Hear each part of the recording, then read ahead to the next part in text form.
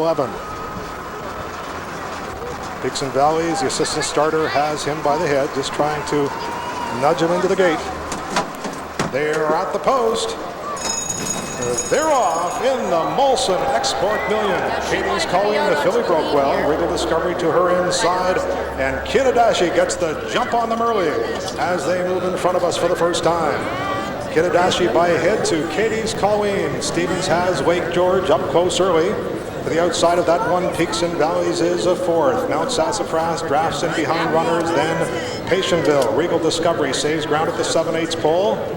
Composer's in behind a phalanx of runners, 5 lengths off the lead, just to the outside of Composer for Pete's sake. Day Patient with Strawberry Wine. He has one 3-year-old beaten, that's Freedom Fleet. They move to the backstretch. Katie's Colleen at the rail, and on the outside, Kidadashi. Katie's Colleen and Kidadashi nose and nose with 5 furlongs to go. Mount Sassafras drafts in behind them in third, half a mile and 47 3. Wake George a close fourth and out of trouble. Down at the rail, Patientville is fifth, 3 lengths off the lead. Peaks and Valleys is currently sixth, 5.5 lengths off the lead. Then Regal Discovery. For Pete's sake, Composer still has 9 lengths to make up. Strawberry Wine to the inside of Composer, and Freedom Fleet 3 furlongs to run in the Molson Export Million. And Kidadashi comes on to lead it ahead, and Mount Sassafras is a menacing presence. The entry 1-2 as they come to the quarter pole. Peaks and Valleys will be asked for his run by Julie Crone.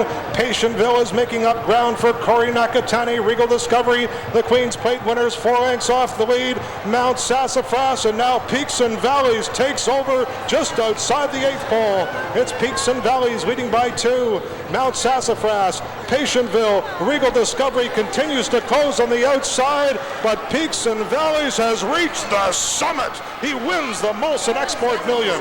Regal Discovery second, Mount Sassafras third, then Patientville, Kidadashi. For Pete's sake, then we have Wake George, and further back the Strawberry Wine and Composer. Those two never really got in it. Katie's Colleen and Freedom Fleet, the riders getting off of Freedom Fleet just past the wire. The running time 1:50. Brian, Jim?